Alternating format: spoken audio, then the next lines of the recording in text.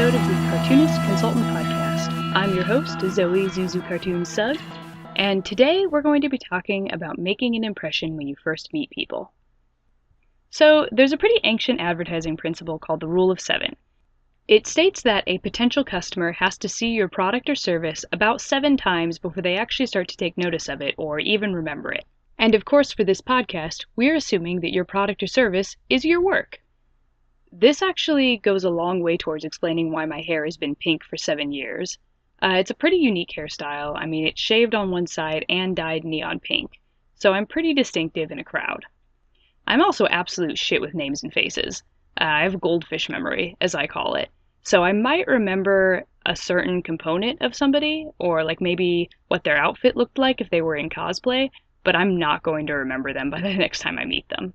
So that's where the pink hair comes in, because people remember me this way. You know, they do the remembering for me. They come up, they introduce themselves again, and remind me what it was that we talked about when I last met them. This jogs my memory. It's a really neat life hack. I think the first time I ever really saw this principle in practice was when I worked at Tilly's when I was 17. I had a manager at the time who always wore some sort of crazy accessory. She would have a neon green beanie or maybe like a really chunky bracelet that people would take notice of. And of course, we worked in a retail store, so every time you helped a customer or went and got something for them or made a sale, they needed to be able to point your name out at the register in order to get you the credit for that sale. So my manager told me that the reason why she always had some sort of very distinctive part of the outfit is because even though she introduced herself to customers and told them her name, she also knew that by the time they got all the way back up to the register, they weren't going to remember. So it was really easy at that point for the customer to kind of turn around and scan the store and be like, oh, it was the girl in the neon green beanie. And that was a heck of a lot easier to remember than, oh, it was Stacy.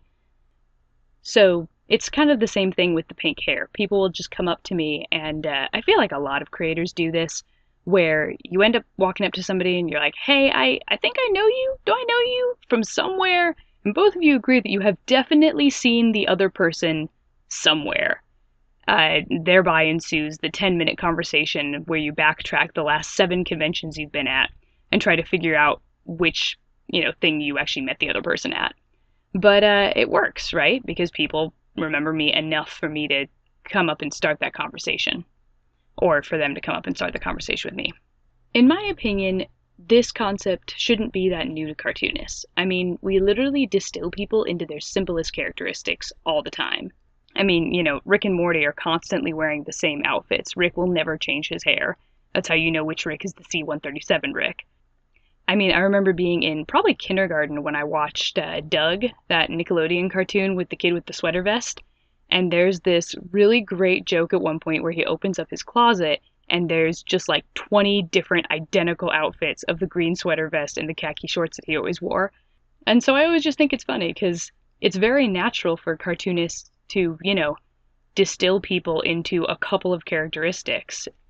And if that's what makes our cartoon characters distinctive, then doesn't it follow that that's also what makes us recognizable?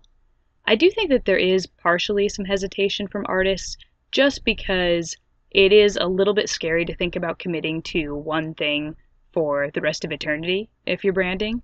And it's true that, when I landed on the pink hair, which is now, 100% part of my brand, I have the hex code for the pink memorized. It's FF0099. It's pretty intense.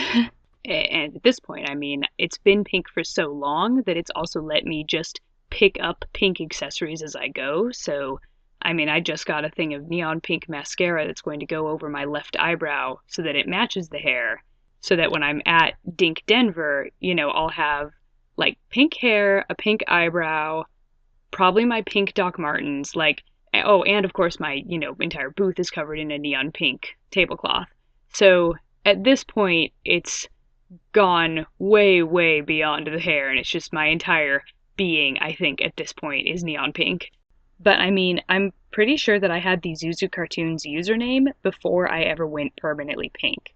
The hairstyle was shaved first and then dyed red, teal, blue, a couple of other colors. I'd rotate through a few colors. And it just ended up that I really liked the pink, and that became pretty much the color I used all the time, right about the same time that I thought about launching the Zuzu Cartoons website. And since I didn't have a distinct project at the time, what I ended up doing was creating an avatar of myself with the pink hair, and that's kind of it. I mean, that's just how people started to recognize me. So I make a joke now when people compliment the hair that it's stuck this way, because it's now just such a part of my identity that I can't really picture myself in the mirror, without it. But it's a big commitment, I mean, I'm making a decision about how I'm going to look for a very long time, at least as long as I'm going to be in the public eye. And I think that's probably the bigger issue for many people who are thinking about building a brand and really marketing themselves. It's a little bit scary to think about permanently casting yourself in a certain setting.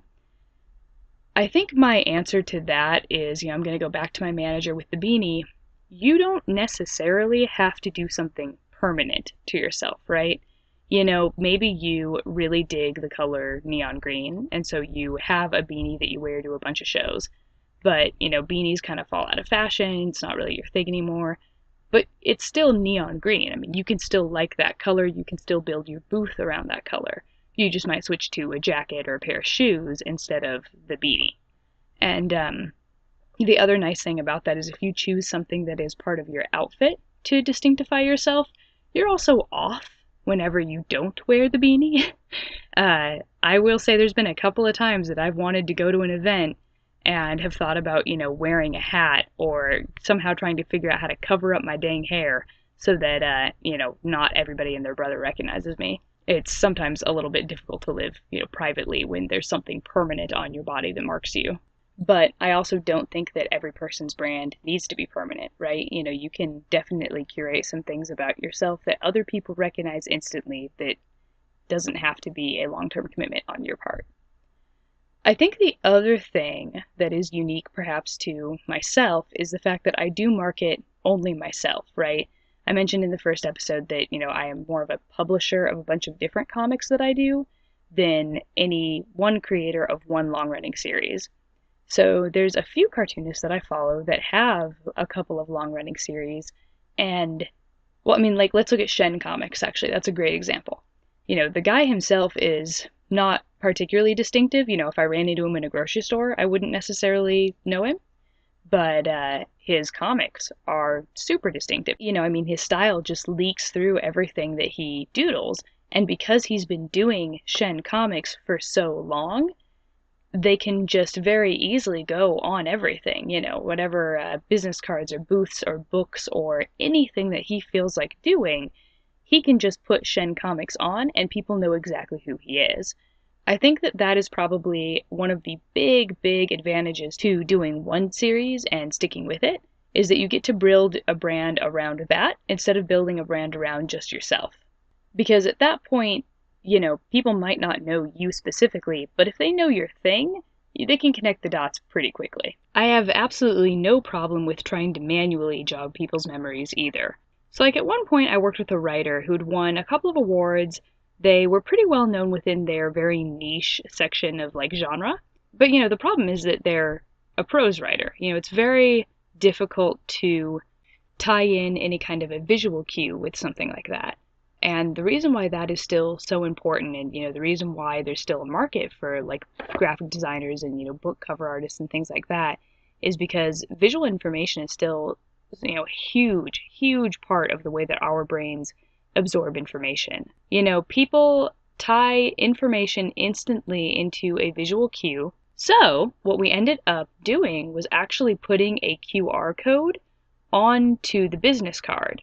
So there's sort of a call to action there to go and read a sample of the piece, and it's tied directly to the image that's on the business card. So that ended up being a way to tie that visual cue of the book cover into the call to action with the QR code to go and read the words. And of course, it also said on the actual business card, the person's name and the fact that they were an author, things like that. So going back to the fact that, people benefit from having a visual cue that identifies them, this was the way that we ended up bringing the book cover visual cue into the prose writing. And because that person was a sci-fi genre author, we just ended up doing kind of a spacey background using really modern fonts and kind of overall pushing the entire business card to really kind of go along with that brand of being very modern and spacey and things like that.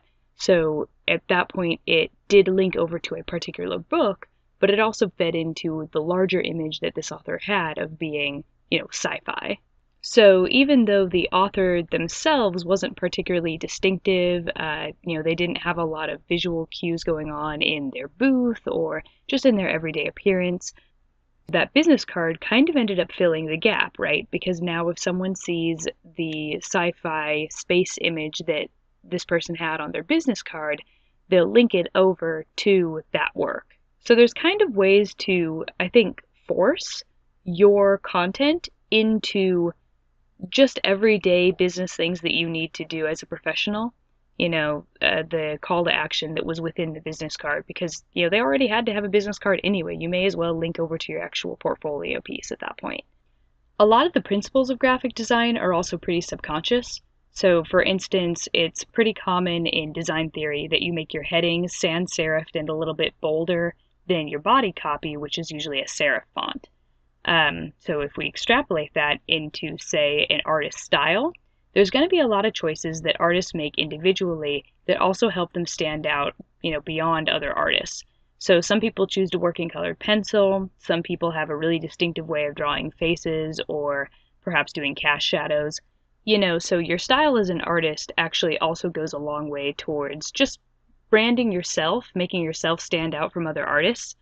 Now, it's kind of difficult, depending on how long you've been drawing and how recently your art has evolved, it's kind of difficult to pick out what you like about your style and what stands out to you versus what stands out to other people.